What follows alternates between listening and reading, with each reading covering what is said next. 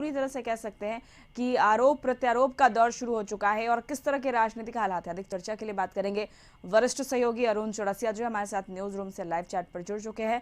अरुण जी, मुख्यमंत्री नीतीश कुमार दिल्ली के लिए कूच कर गए हैं, लेकिन जिस तरह से वो विपक्षी पार्टियों को एकजुट करने में जुटे हैं, इस पर कहीं ना कहीं बीजेपी के निशाने पर है और बीजेपी ने कई बड़ी प्रतिक्रियाएं दी है। बहुत सारी जो तंज है वो कसा गया नीतीश कुमार पर। नीतीश कुमार और तेजस्वी यादव ने भी पलटवार किया है।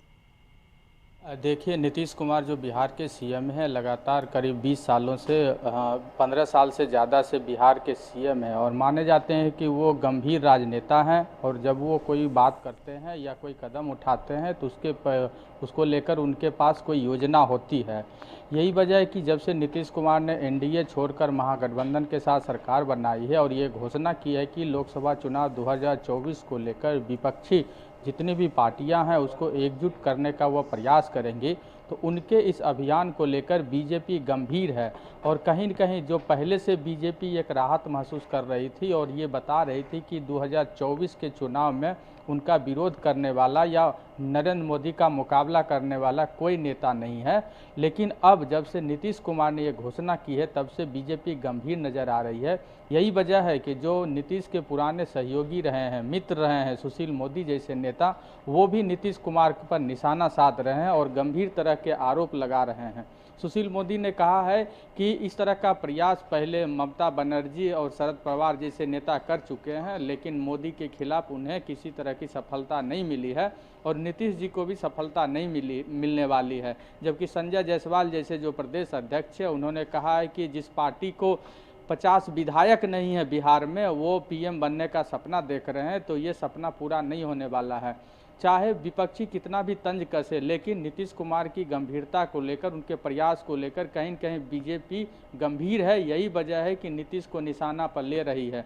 और नीतीश का जैसे कहा कि उन्होंने अभियान की शुरुआत की है, वो दिल्ली दौरे पर कल पहुंचे हैं। राहुल गांधी जो कांग्रेस के नेता हैं, पूर्व राष्ट्रीय अध्यक्ष हैं, उनके साथ मुलाकात की है। और जेडीएस जो कुमार स्वामी हैं, जो कर्नाटक के सीएम रह चुके हैं, एचडी देवगौड़ा जो पूर्व प्रधानमंत्री हैं, उनके बेटे हैं, उनके साथ मुलाकात हुई है।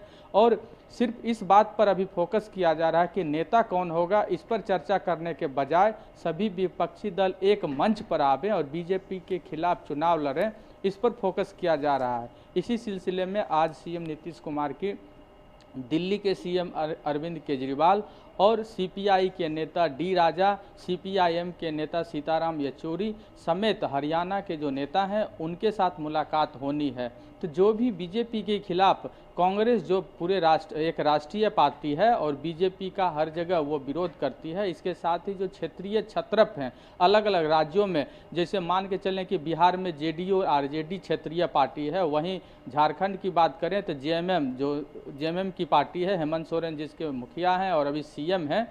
उसी तरह से हरियाणा में, महाराष्ट्र में शिवसेना है। तो जो बीजेपी का विरोध करने वाली क्षेत्रीय पार्टी है उसको एकजुट करने की कोशिश कर रहे हैं। हालांकि इसमें कई तरह की बाधाएं हैं, क्योंकि कई ऐसी पार्टियां हैं जो कांग्रेस के खिलाफ लड़ती है और उसको कांग्रेस के साथ आने में परहेज है, उसको कहीं न कहीं परेशानी है। लेकिन यही नीतीश के लिए गंभीर चुनौती है कि कैसे वो सबको एक साथ लाते हैं। अगर एक साथ सभी पार्टियां आती हैं बिना उम्मीदवार का घोषणा किए हुए कि बीजेपी के खिलाफ लड़ना है, तो निश्चित रूप से अगर सभी पार्टियां एक मंच पर आती है तो बीजेपी को गंभीर चुनौती दे सकती है। बिल्कुल, बीजेपी को एक